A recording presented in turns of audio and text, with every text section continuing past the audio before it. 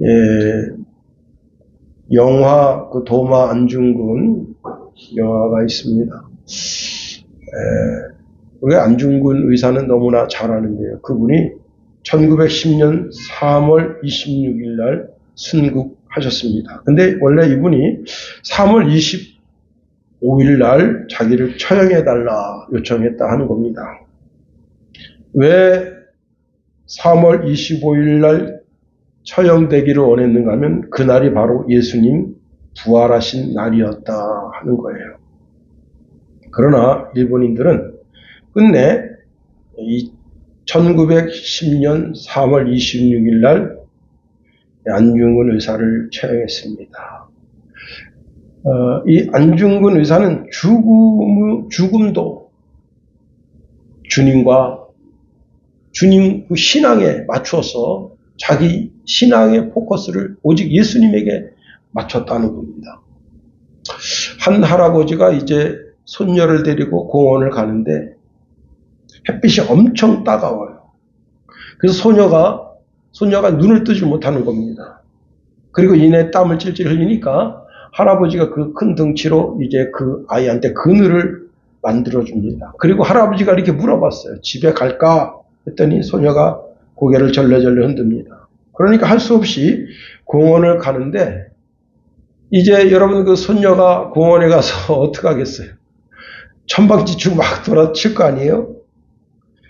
예, 그 손녀와 한 30분 동안 몰아주는데 계속해서 그 할아버지가 그 아이에게 그늘을 만들어 주려고 쫓아다니니 여러분 손녀 쫓아다니는 거 쉽지 않습니다. 오히려 할아버지가 지쳤다 하는 겁니다. 그래도 할아버지는 그 손녀에게 자기 큰 덩치로 그늘을 만들어 주려고 이리저리 그렇게 손녀의 뒤를 쫓아다녔다 하는 겁니다. 출애굽 여정 가운데 하나님께서는 구름 기둥, 불 기둥으로 이스라엘 백성들과 함께 하십니다. 하나님은 그들의 그늘이 되어주기를 원하시는 거예요. 또 밤에는 추우니까 불 기둥이 되어서 여러분 다 꺼진 난로가 있어도 사람들은 심리가 그 난로를 가까이 하면 무슨 온기가 있는 줄 알고 손을 딱 내밉니다.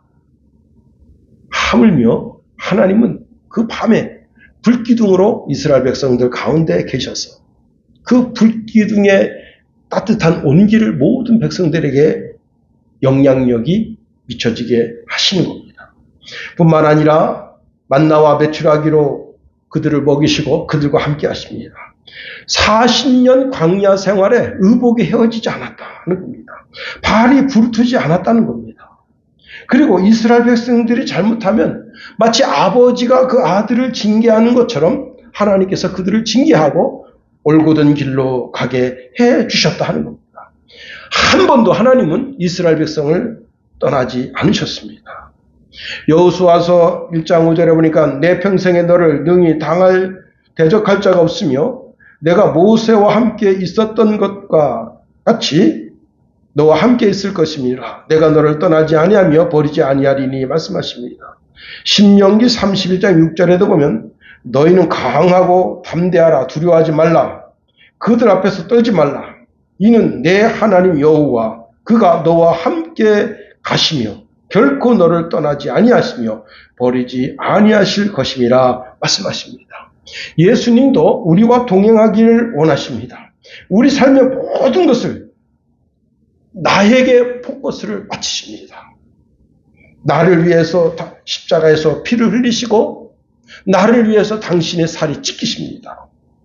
그리고 당신의 생각이신 말씀을 우리에게 주시고 그 말씀을 따라 사는 삶을 요구하십니다. 마태복음 28장 20절에 보니까 내가 너희에게 분부한 모든 것을 가르쳐 지키게 하라. 내가 세상 끝날까지 너희와 항상 함께 있으리라 말씀하십니다. 마태복음 1장 23절 말씀에 보면 보라 처녀가 잉태하여 아들을 낳을 것이요 그 이름을 임마누엘이라 하리라 하셨는데 이를 번역하니까 이것은 하나님이 우리와 함께 계시다라는 뜻입니다. 그렇습니다. 성부 하나님도 우리와 함께 하시기를 원하시고 성자 예수님도 우리와 함께 하시기를 원하시고, 성자 예수님은 성령 하나님을 우리에게 보내주셔서 영원토록 우리와 함께 하기를 원하십니다. 요한복음 14장 16절에 보니까 내가 아버지께 구하겠으니 그가 또 다른 보혜사를 너희에게 주사 영원토록 너희와 함께 있게 하리니 말씀하십니다. 너무나 놀라운 것은 이 성령 하나님은 예수 그리스도의 영이심과 동시에 하나님 아버지의 영이시다 하는 겁니다. 우리가 예수님을 주와 그리스도로 영접하면 하나님 아버지께서 성령 하나님을 선물로 우리에게 주십니다. 자, 그런데 여기 아주 놀라운 기적과 이적이 있는데, 나의 영과 하나님의 영, 그 영이 서로 이제 결합이 되어서 어떤 것이 내 영인지 어떤 것이 성령인지 알 수 없게 되는 겁니다. 그래서 성령의 영은 나로 하여금 하나님의 말씀을 기억나게 하고 조금씩 내 삶을 변화시켜서 거룩하고 성결한 삶으로 인도하신다 하는 겁니다. 우리가 오늘 본문에 있는 말씀을 통해서 한번 네 가지로 말씀을 살펴보려고 하는 겁니다.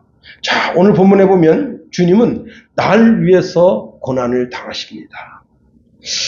자, 이들은 예수님을 조롱하고 핍박하기 위해서 온 군대를 모았다 말씀하고 있네요. 27절 다 같이 읽어봅니다. 시작. 이에 총독의 군병들이 예수를 데리고 관정 안으로 들어가서 온 군대를 그에게 모으고, 자, 빌라도가 거느렸던 그 군대는 정규군이 아닌 용병이었다라고 전해지고 있습니다. 주석에 의하면요, 당시 빌라도가 이제 거느렸던 군대는, 이 팔레스타인 지역에 있었던 군대는 한 명도 정규군이 없었고 다 용병이었다는 겁니다.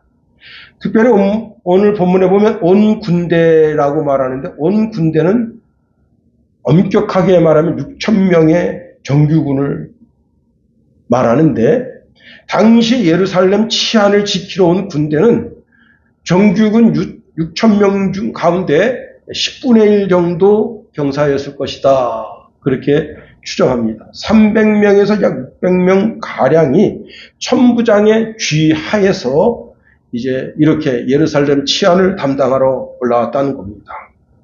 여러분, 정규군과 용병이 틀린 것이 무엇인가 하면, 정규군은 경찰 업무도 감당하고 있고 그 다음에 이제 군인 업무도 감당하고 있습니다. 그런데 용병은 그게 아니에요. 용병은 경찰 업무를 감당하지 않습니다. 오직 치안, 그러니까 지금 예루살렘에 와서 지금 여기 지금 상대하고 있는 유대인들을 다 뭐로 보냐면 적으로 보는 거예요.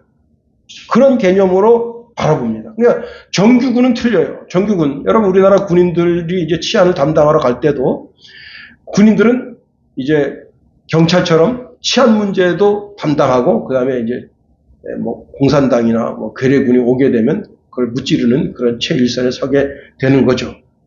그런데 용병으로 왔다고 생각해 보세요. 맞아요. 프랑스군이 용병으로 왔다. 일본군이 용병으로 왔다. 그렇게 생각하면 이해가 쉬운 겁니다. 그렇습니다. 자, 그런데 이 용병들은 그 마음속에 동정심이 없습니다. 당시 예수님이 당하는 고난과 순환과 수치와 능력은 다 그들이 그 가운데 그들이 인정을 두지 않는다는 겁니다. 예수님께서 십자가 처형이 결정됐습니다. 그 십자가 처형이 집행되기까지 로마 군인들의 예수님을 향한 희롱과 조롱, 이것은 도저히 인간으로서 상상할 수 없는 그 이상의 치욕스러운 장면이었다는 겁니다. 그렇습니다. 자, 유독 그런 것이, 여러분, 자, 왜 이들이 이렇게 용병으로서 잔인하게 유대인들을 대할 수밖에 없었는가 하면 유대인들의 차가운 시선 때문에 그래요. 유대인들이 이 로마 군인들을 가까이 하면서 보이는 그 친절은 다 인사치레, 겉껍데기인 거예요. 그 속마음으로는 이 용병들을 미워하는 마음이 가득 차 있습니다. 그게 눈빛으로 보이는 거예요. 우리를 미워하고 웃으면서도 그 속에는 증오가 들어있는 거예요. 그걸 느끼는 거예요. 여러분, 증오심이 가득 차게 되면 그게 보이는 거예요. 그러니까 자, 그런 상태에서 예수님은 이제 유대인들이 합법적으로 죽이라고 내어준 인물입니다. 그래서 그 예수님에 대하여 유대인들에게 행할 수 있는 모든 가장 악한 것을 예수님에게 행하는 겁니다. 그러니까 완전히 폭력적이다. 더더욱이 예수님이 지금 이렇게 로마 총독인 빌라도에게 죄목이 붙여졌을 때는 자칭 유대인의 왕이라는 죄목이 붙여진 겁니다. 다시 말하면 오늘날로 말하면요, 테러범이죠. 테러범.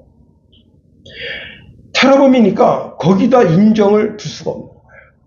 자, 오늘 본문에 보니까 그 악행을 자행하기 위해서 어떻게 했느냐. 예수님을 관정 안으로 끌고 갔다 했습니다. 이 관정이라고 하는 것이 뭐냐면 당시 로마 부대의 최고 사령관의 막사를 뜻한다 하는 겁니다.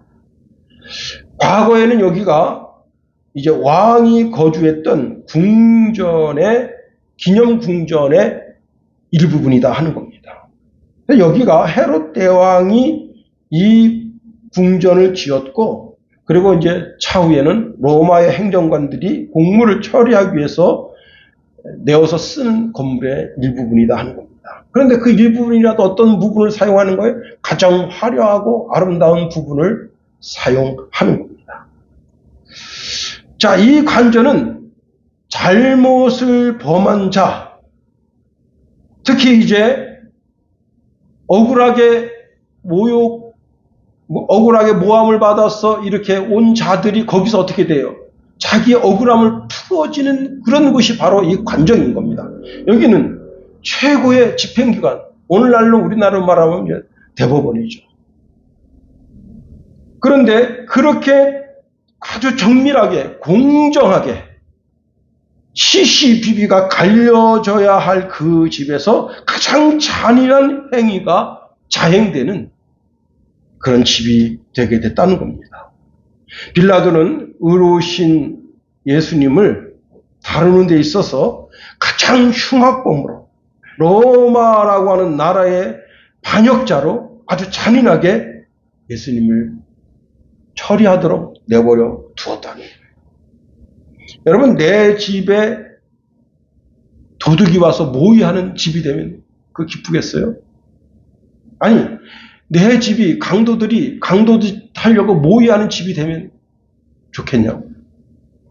어쨌거나 저쨌거나 여기는 빌라도의 모든 권한이 실행된 그런 곳입니다. 그러므로 이곳이 가장 깨끗하고 가장 정결하고 어떤 법이 하나 실행될 때 가장 정확하고 가장 깨끗하고 후환이 없도록 그 집에서 모든 정치 또 경제 심지어는 재판이 이루어져야 되는 겁니다. 그런데 여기가 빌라도의 책임하에 그 관정이 가장 사악한 악을 주도하는 집이 되게 된 겁니다. 예루살렘이 강도의 구럴이 됐다면 이 관전은 살인자의 구럴이 되었다는 겁니다. 여러분, 내가 사는 집이 늘 항상 죄악을 모의하는 집이 되면 되겠는가 하는 겁니다. 자, 그럼 이러한 악함은 어디서 왔느냐? 바로 마음속 깊은 곳에 내재하고 있는 악에서부터 나왔다 하는 겁니다.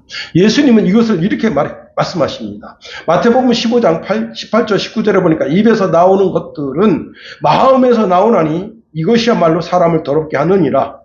마음에서 나오는 것은 악한 생각과 살인과 간음과 음란과 도둑질과 거짓 증언과 비방이니 말씀합니다.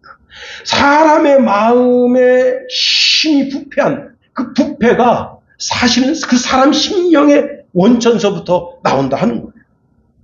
죄악의 행동,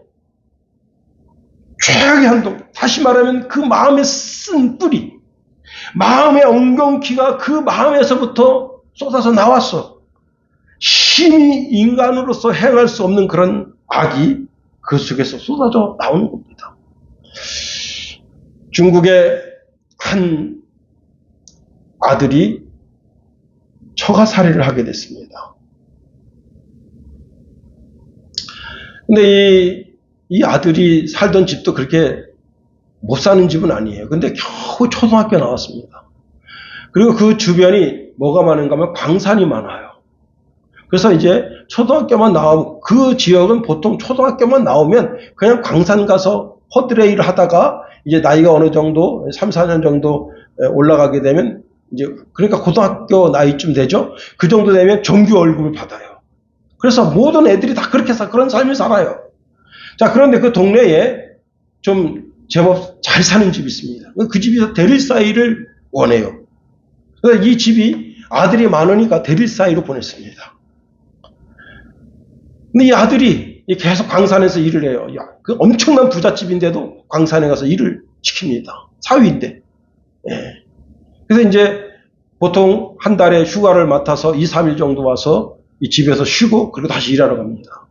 돈을 벌어다가 이제 처갓집도 먹여 살리고 자기 본가도 먹여 살립니다. 근데 그 장인 어른 생신날이 돼가지고 잔치를 크게 열었어요. 근데 그 잔치를 크게 열었을 때 그때 이제 자기 이 남자 그 식구들을 다 그 집에 초대를 했습니다. 거기 이제 어머니도 계시고 아버지도 계시고 형제들이 쭉 있는데 자기 처형이 이제 제부를 가리켜서 약간 모욕적인 언사를 행합니다. 응? 사람이 생긴 게 약간 좀 이렇게 눈치코치가 없었나 봐요.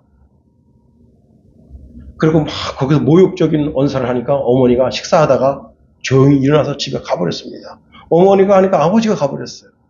형제들이 다 뿔뿔이 터졌습니다. 최종적으로 남은 것은 이 아들만 남았습니다.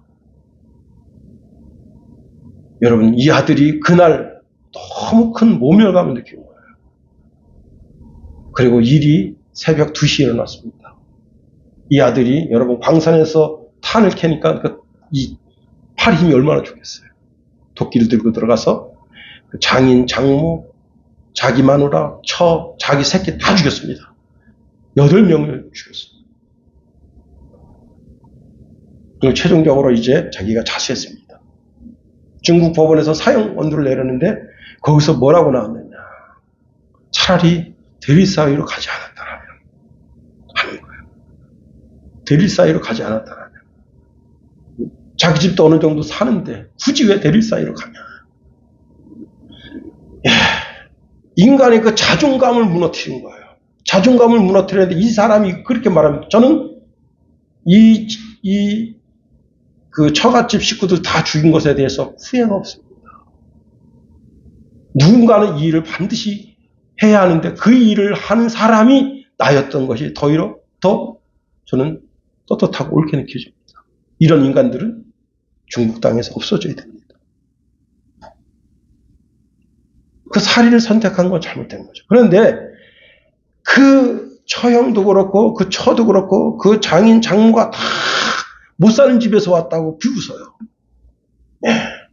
그 비웃는 마음, 그게 그 사람으로 하여금 그 집에 더 이상 발을 붙일 수 없는 그런 모욕감을 느끼게 된 겁니다. 그렇습니다. 그 마음의 쓴뿌리, 엉겅퀴같이 다른 사람을 핥히고 다른 사람에게 상처를 내는 그것이 마음속에서 나온다 하는 겁니다. 그런 것이 그 마음의 지배를 받으면 그것이 살인의 동기가 되는 거예요. 가인이 자기 제사가 하나님께 연락되지 않으니까 막 분을 삭히지 못합니다. 얼굴이 울그락불그락. 그때 하나님 말씀하십니다. 내가 분하여 함이 어찌 됨이며 안색이 변함이 어찌 됨이냐.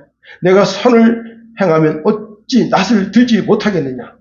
선을 행하지 아니하면 죄가 문 앞에 엎드려 있느니라. 죄가 너를 원하나 너는 죄를 다스릴지니라 말씀했습니다. 여러분, 마음을 다스리는 자가 되어야 되는 거예요. 내 마음속에 죄악이 나를 삼키지 못하도록 해야 되는 거예요. 선하신 예수님을 놓고도 그 예수님에게 자기 마음속에 있는 분노를 마음껏 쏟아낼 수 있는 인간이라면 그것은 더 이상 인간이기를 포기한 인간이다. 두 번째로 오늘 본문에 보니까 예수님의 옷이 벗겨졌습니다. 28절 말씀해 보니까 그의 옷을 벗기고 홍포를 입히며 말씀합니다. 여러분, 옷을 벗긴다는 것은 수치감과 죄를 상징하는 겁니다. 에덴 동산의 아담과 하와가 선악과를 먹고 자신들이 죄를 지었음을 알고 옷 벗은 것에 대한 수치감을 느낍니다. 창세기 3장 7절에 보니까 이에 그들의 눈이 밝아져 자기들이 벗은 줄을 알고 무화과 나무 잎을 엮어 치마로 삼았더라 했습니다. 아담과 하와는 죄를 지음으로 인해서 자신들이 옷을 입고 있지 않은 것에 대한 수치감으로 느꼈다는 거예요. 공포감을 느꼈다는 거예요. 자, 아담과 하와가 죄를 지은 그 순간에 눈이 밝아졌습니다. 자, 육신의 눈이 밝아진 것이 아니라 영적인 눈이, 다시 말하면 영적인 눈이 열려서 죄에 대한 자각이 생겨났다는 겁니다. 사울왕이 이제 전쟁할 때, 여러분, 전쟁하는 군인들이 식사를 잘해야 되잖아요.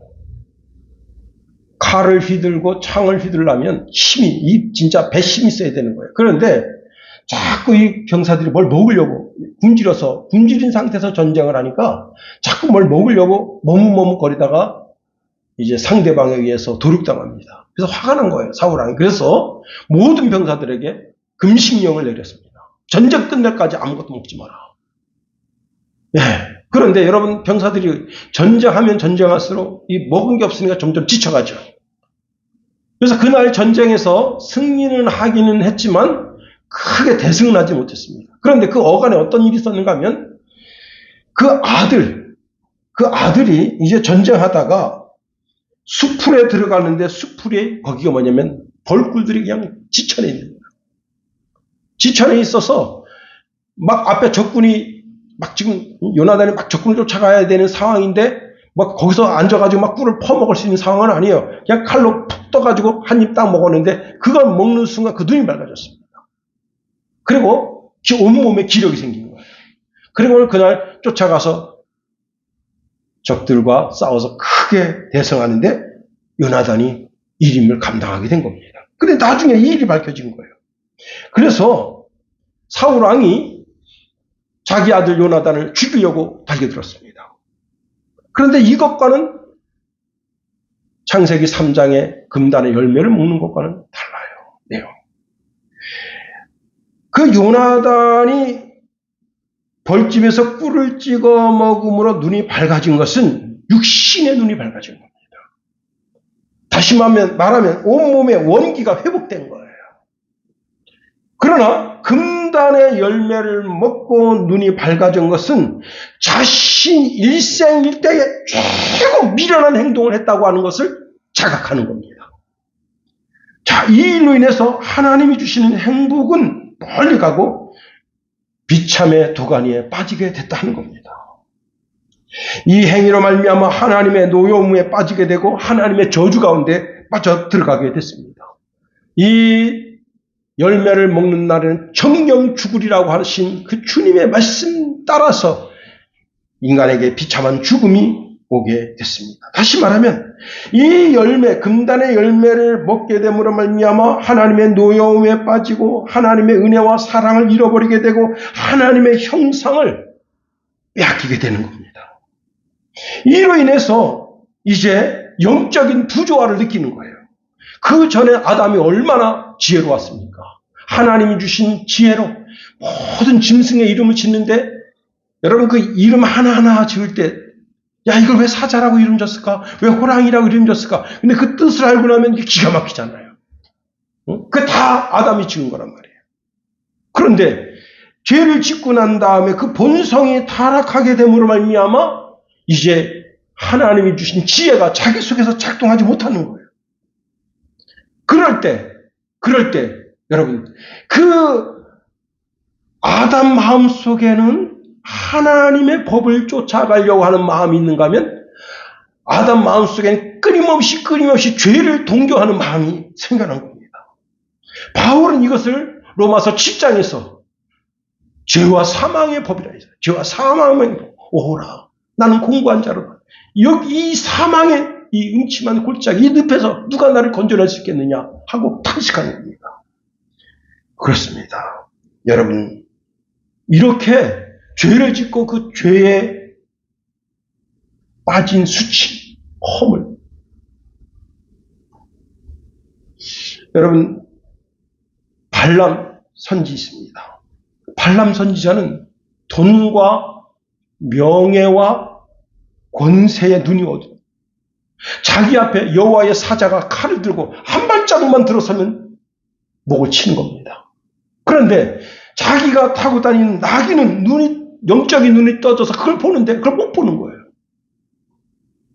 여러분, 그럴 때 여호와의 사자가 죽이려고 칼을 들고 서 있는 그 광경 속에 오늘 우리가 이 땅을 살아갈 때 수없이 내 생각으로 짓는 죄, 내 몸으로 짓는 죄, 그 죄가 여호와 하나님께서 그 칼을 들고 나를 몇 번이라도 치고 싶어하는 그런 진노 가운데, 하나님의 진노 가운데 들어가게 되게 된다는 겁니다.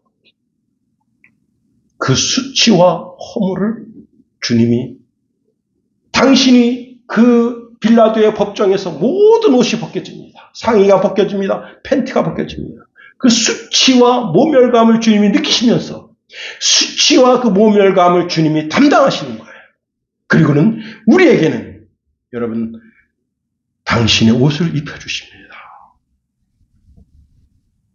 아담은 자신의 죄를 가리기 위해서 얄팍하게 무화과 나무를 엮어서 최소의 수치라도 가려보려고 앞치마를 해서 입었는데 그 무화과 나무가 나뭇잎이잖아요. 햇빛이 쨍쨍 내리쬐니까 어떻게 되겠습니까? 그게 자꾸 말려 올라가요. 그러니까 다 보여. 아담이 하와를 보면 여보, 하와가 아담을 보고 여보, 그러면 그때 내려요.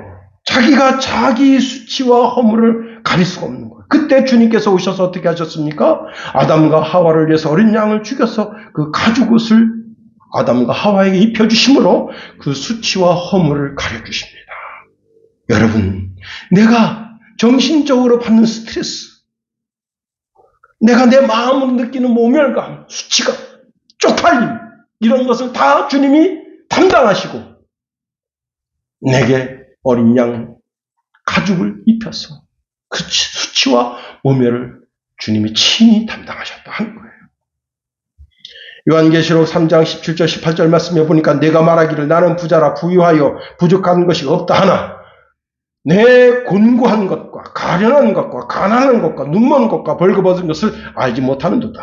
내가 너를 권하노니 내게로 불로 연단한 금을 사서 부유하게 하고 흰 옷을 사서 입어 벌거벗은 수치를 보이지 않게 하고 안약을 사서 눈에 발라보게 하라 말씀하십니다. 예수님은 우리의 수치와 우리의 죄와 우리의 허물을 당신이 친히 담당하신다. 그러므로 당신의 옷, 예수님께서 친히 주시는 예수 그리스도의 옷을 입음으로 말미암아 우리의 수치됨과 우리의 죄악됨과 우리의 허물됨을 덮어주시기를 원하시는 분이시다는 겁니다. 여러분, 한순간 쪽팔리면 괜찮아요. 근데 영원히 쪽팔리면 안 되는 거예요. 가끔 쇼트 영상을 보는데 물론 중국 영상 같아요. 한 아가씨가 여러분 멀쩡한 문 놔두고 이제 월담하는데, 월담이 뭐냐면 이렇게 새창살로 된 문인데 그 새창살 된 거기에 팬티가 걸린 거예요. 치마는 걷어서 넘겼는데 팬티가 거기 걸려서 못 넘어가는 거예요. 야, 참 이거 대난감입니다. 근데 이제 결국은 한 손으로 이렇게 해서 넘어갑니다.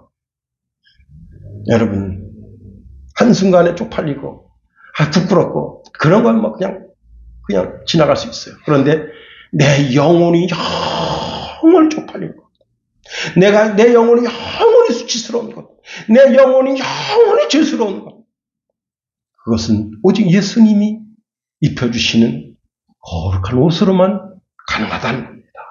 그렇습니다. 로마서 13장 12절에 보니까 밤이 깊고 낮이 가까웠으니 그러므로 우리가 어둠의 일을 벗고 빛의 갑옷을 입자 했습니다. 로마서 13장 14절에 보니까 오직 주 예수 그리스도로 옷 입고 정욕을 위하여 육신의 일을 도모하지 말라 말씀하고 있습니다. 우리는 빛의 옷 그리고 예수 그리스도로 옷 입어야 된다는 거예요. 빛으로 옷 입고 예수 그리스도로 옷 입으려면 그 옷을 입은 자에게만 수치와 죄와 사망을 면하게 하는 은혜가 있다는 겁니다. 여러분, 먼저 이 빛의 옷, 예수 그리스도의 옷을 입으려면 어떻게 되느냐? 쇼트 영상인데요. 야, 리트리버. 야, 이 리트리버가 굉장히 착하고 순한데 도둑이와도 좋아하고요. 이 리트리버가 진짜 멍청한 게 뭐냐면 흙탕물을 만나면 너무너무 좋아합니다. 그래가지고 주인이 리트리버 3마리 끌고 이제 공원에 나가는데 공원에 거기가 뭐가 있냐면 흙탕물이 있어요. 이 리트리버를 놓치면 어떻게 되느냐. 거기서 개싸움 난리 납니다. 거기가. 그러니까 이 주인이 그걸 꽉 잡고 있는데 그냥 그 흙탕물로 그 주인을 끌고 3마리가 끌고 가보세요. 그래가지고 리트리버가 하얀 게 다 그냥 전신이 그리고 이 주인도 전신이 그냥 다 흙탕물로 그냥 뒤집어졌어요. 근데 그 흙탕물이 어떤 흙탕물이에요? 개, 오줌, 개똥 그런 싼 오줌 거기에요. 거기에 막 뒹군단 말이에요. 야, 그 주인이 그 개 데리고 이제 아파트로 왔습니다. 여러분, 개 그 몸에서 그게 구정물이 툭툭툭 떨어진단 말이에요. 엘리베이터 탔습니다. 사람들이 다 비켜요. 야, 내가 그거 보고는 당장 도살해야지 저거. 여러분, 사람이 난 그 사람 보면서 사람이 왜 사나? 사람이 왜 사나? 근데 다행히 우리나라 영상은 아니에요. 여러분, 그 사람이 집에 들어갔습니다. 리트리버 한 마리씩 다 씻겨줘요. 한 마리 씻기는데 30분 걸려. 근데 여러분, 물에 씻으려고 하질 않아. 거기서 신경이가 있어요. 그리고 어떻게 하면 자기도 모든 옷을 다 벗어야 돼요. 다시 말하면 빛의 옷, 예수 그리스도로 옷 입으려면 더럽혀진 죄악의 옷을 벗어야 된다. 영적으로 잠자는 옷을 벗어야 된다는 거예요. 어둠의 옷을 벗어야 된다는 거예요. 우리가 계속해서 죄악의 옷, 어둠의 옷을 입으면 영원히 부끄러움을 당하는 거예요. 그러나 우리가 영원히 부끄러움을 당하지 않기 위해서는 어떻게 돼요? 죄악된 행동을 버리고 영적인 무지에서 벗어나서 영적인 실수를 더 이상 하지 말고 이제는 빛의 옷을 입고 그 지옥에서 나와야 되는 거예요. 파멸에서 나와야 되는 거예요. 깨끗한 영혼의 옷을 입어야 되는 거예요. 빛의 옷을 입어야 되는 거예요. 로마서 13장 12절의 하반절에 빛의 갑옷을 입자. 여러분, 여기 갑옷이라고 하는 단어를 주목해야 되는 겁니다. 갑옷은요, 어떤 옷이냐? 전쟁터에서 입는 옷이에요. 전쟁터. 다시 말하면 몸의 방탄복이다 말이에요. 여러분, 우리 이재명 대표가 방탄복 입고 다니잖아요. 누가 러시아 그 수염기가 달린 총을 사가지고 자기를 죽이려고 하니까 내가 이 방탄복을 입고 다녀야 된다. 그래서 방탄복 입고 그 다음에 경호원도 4배로 늘렸잖아요. 사법경찰들, 그 다음에 실제 경호원들 늘렸잖아요. 근데 그 무엇보다도 뭐가 중요해요? 방탄복이 중요하잖아요. 방탄복. 그러면 하나님이 우리에게 주시는 방탄복이 뭐냐? 빛의 갑옷이 뭐냐? 하나님의 전신갑주라는 거예요. 에베소서 6장 10절 13절 말씀해 보면 이렇게 말씀하고 있네요. 끝으로 너희가 주 안에서와 그의 힘의 능력으로 강건하여 주고 마귀의 간계를 등이 대적하기 위하여 하나님의 전신갑주를 입으라.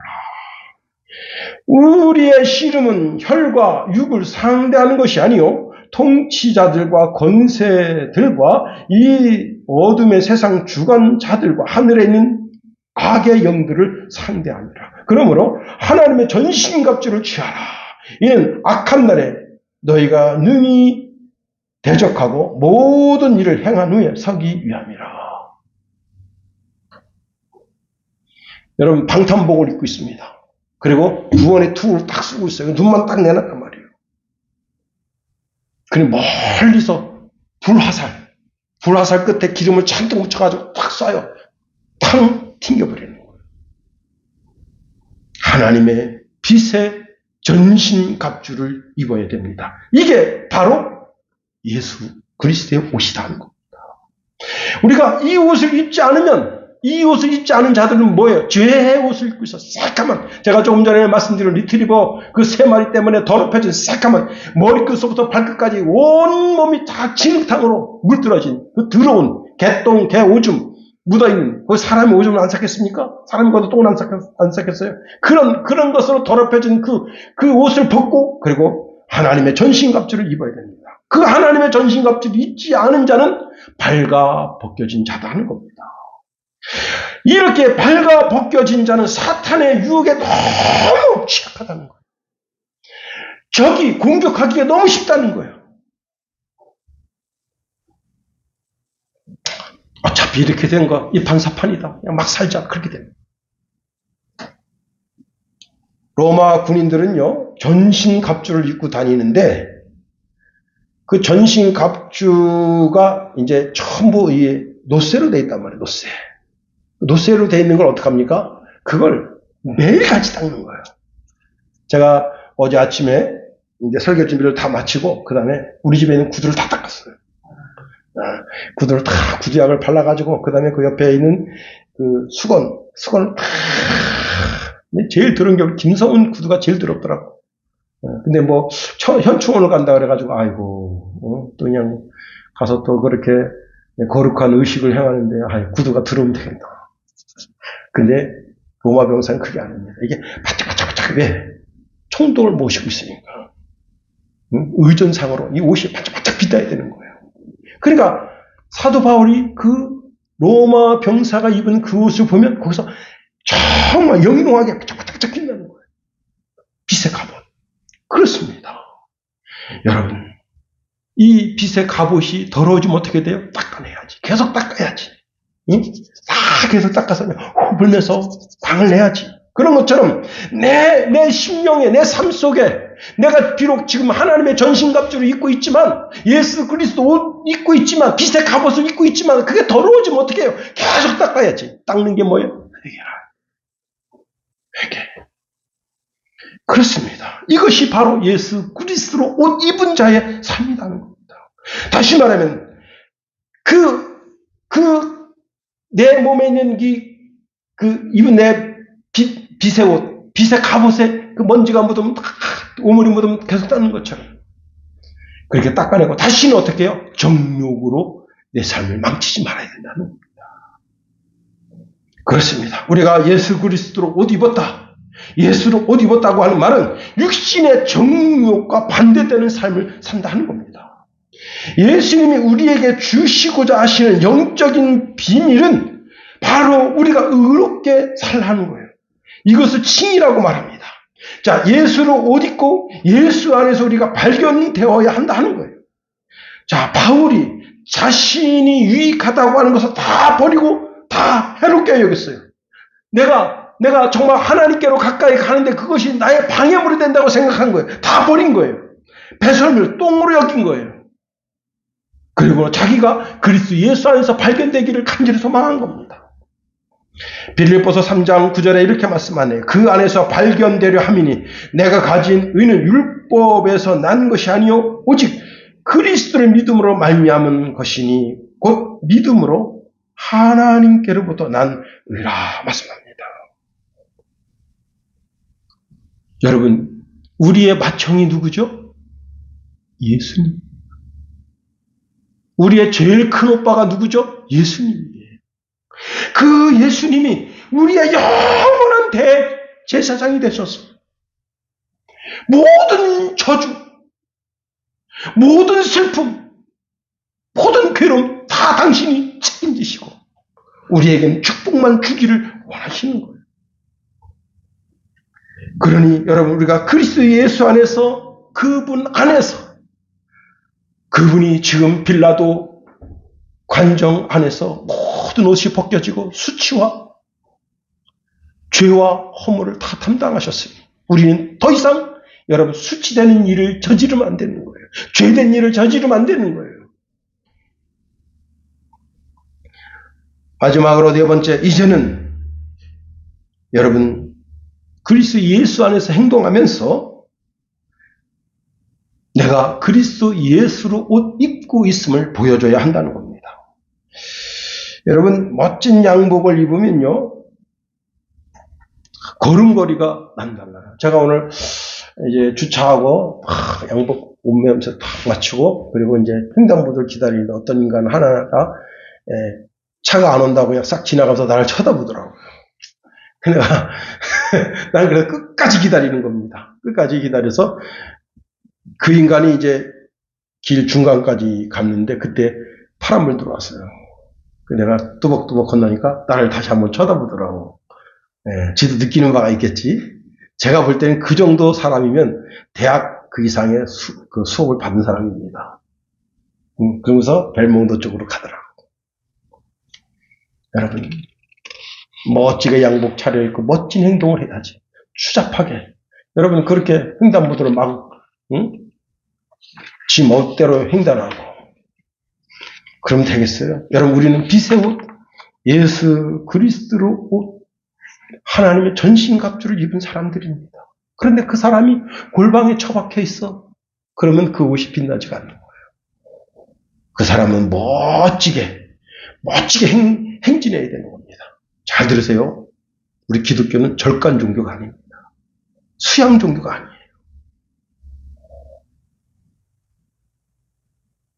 우리는 이 세상을 상대로 멋지게 살아나가야 되는 겁니다. 정말 멋진 삶을 살아야 되는 거예요. 그러면 자, 내가 이 세상을 살아나갈 때 어떻게 해야 멋진 삶을 살 수 있겠는가? 여러분, 영적인 포커스가 하나님께 맞춰져 있어야 되는 거예요. 하나님이 그 창세기 11장에 보면 바벨탑을 쌓는 인간들이 뭐 하는가 이렇게 내려다보셨어요. 뭘 하지? 이놈들이 뭘 하는가 내려다보셨어요. 그런 것처럼 오늘 그 하나님이 나를 물끄러미 내려다보십니다. 아, 저놈이 뭐 하지? 빛의 옷을 입고 예수님으로 예수 그리스도의 옷 입고 하나님의 전신갑주를 입고 뭘 하지? 이렇게 쳐다보십니다. 그때 하나님이 기뻐하는 삶을 우리가 살아야 되는 거예요. 이게 하나님께 포커스를 맞춘 자의 삶입니다. 그렇습니다. 여러분, 나는 어떻게 하면 하나님이 기뻐하시는 삶을 살 수 있을까? 영적인 포커스가 하나님께 맞춰져 있어야 돼. 영이 뭐예요? 영, 생각. 내 생각이 내가 무엇을 하면 하나님이 기뻐하실까? 거기에 맞춰져 있어야 돼요. 내가 거짓말하면 하나님 기뻐하시겠어요? 내가 여러분 간음을 저지르면 하나님 기뻐하시겠어요? 내가 도둑질하면 하나님 기뻐하시겠어요? 답이 그냥 나오는 거예요. 그렇습니다. 내가 무엇을 하면 하나님이 기뻐하실까? 데살로니가 전서 4장 1절에 보니까 그러므로 형제들아 우리가 끝으로 주 예수 안에서 너희에게 구하고 권면하노니 너희가 마땅히 어떻게 행하면 하나님을 기쁘시게 할 수 있는지를 우리에게서 배웠으니 곧 너희가 행하는 바라 더욱 많이 힘쓰라 말씀하고 있습니다. 자, 우리 삶의 복음에 합당한 삶을 살라. 그것이 하나님 기뻐하시는 삶입니다. 여러분, 미국의 한 판사가 여자 판사인데 흑인 판사인데요. 진짜 판사가 빡쳤어요. 뭐냐면 이 남자가 이제 300km 정도 떨어진 데서 살아요. 근데 이제 자기 여친이 애를 낳는데 그 애를 위해서 한 달에 이제 한 주에 50불씩 줘요. 그러면 그것도 한 달이면 200불이란 말이에요. 그렇게 주고 그 다음에 이제 한 주에 한 번씩 걔를 보러 와요. 그런데 이 여자가 이제 재판을 걸은 거예요. 무슨 재판을 걸었냐면 양육비도 필요 없고 애도 보러 오지 마라. 왜? 그러니까 이 애는 당신 애가 아니다. 이렇게 된 거예요. 그러니까 이 남자는 무슨 소리냐. 나랑 교제하다가 임신해서 애를 낳는데 이게 무슨 소리냐. 그래가지고 이제 재판이 걸렸습니다. 그 이제 재판석에 이렇게 왔을 때 재판장이 그 남자한테 물어봐요. 당신은 이 아기를 위해서 무슨 어떤 삶을 살고 있습니까? 그랬더니 한 달에 자기가 이제 50불씩 보내주고 있습니다. 그리고 한 주에 한 번씩 걔를 보러 오는데 오는 거리 왔다 갔다 하는 거리가 600km 정도 됩니다. 근데 이 여자한테 묻습니다. 왜 이 남자한테 그 아기를 보러 오지 말라 하니까 막 깍깍깍 웃으면서 저놈이 멍청한 놈이어서 지금 착각하고 있는데 이 애는 저 남자애가 아닙니다. 그러니까 오러 보는 것도 귀찮고 양육비 50불씩 해서 200불 한 달에 200불씩 250불씩 보내주는 것도 귀찮습니다. 오지 못하게 하세요. 막 그래요. 그러니까 여자가 물어요. 뭐라고 묻냐면 이 여자한테 그럼 어떻게 해서 그 교제 기간에 이 애를 임신했습니까? 그때 자기가 그 춤추는 데 가가지고 거기서 어떤 논팽이랑 눈 맞아서 임신했다. 그래서 이 남자애가 아니라 그래서 4주 후에 별자하고 그 다음에 이제 친자 확인을 했어요. 근데 이 남자애가 아니야. 이 남자애가 아니에요. 그래가지고 판사가 이제 판결을 내립니다. 이제 이 여자한테 양육비도 주지 말고 그 다음에 애도 물어보지 마라. 이 남자는 막 절규합니다. 여자가 그래고 막 깍깍깍 웃으면서 이렇게 말합니다. 거봐, 내가 보러 오지 말라 그랬잖아. 막 웃으면서. 그때 판사가 화가 났어요. 그래서 여자한테 다시 묻습니다. 그 남자, 이 애기의 아빠가 누구냐? 모른다. 그래가지고 이 판사가요, 그 아이를 뺏어서 미국은 그런 제도가 있잖아요. 그 사회보장제도 거기다 보내라. 왜? 이 여자가 온전한 정신으로 이 애를 기를 것 같지 않다. 야, 근데요, 제가 너무 실망한 게 뭐냐면 그 십자가 목걸이를 달고 있어요, 여자가.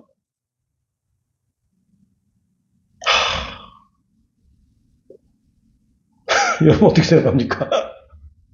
응? 그래도 십자가 목걸이를 달았다는 뜻이 뭐예요? 자기 기독교인이라는 거 아니야. 응?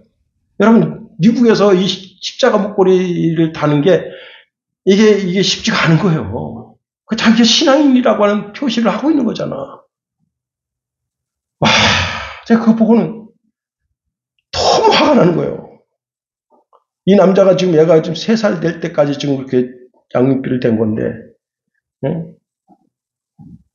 사도 바울은 이런 말씀을 주고 있습니다. 에베소서 5장 8절에 너희가 전에 어두움이든 이제는 주 안에서 빛이라. 빛의 자녀들처럼 행하라. 여러분, 예수님이 빌라도에 관정해서 모든 옷이 벗겨진 거예요. 수치와 허물, 우리의 죄악을 주님이 다 담당하신 거예요. 그리고 우리에게는 빛의 옷을 예수 그리스도로 옷 입게 하시고 하나님의 전신갑주를 옷 입고 우리더러 제발 과거의 어둠의 일을 벗고 이제는 빛의 자녀로 행동하라 말씀하십니다. 한 주간 어떤 삶을 살기로 마음에 다짐하고 결심합니까? 하나님이 기뻐하시는 삶, 하나님이 기뻐하시는 삶을 사는 저와 여러분이 되기를 예수님의 이름으로 축원해 드립니다.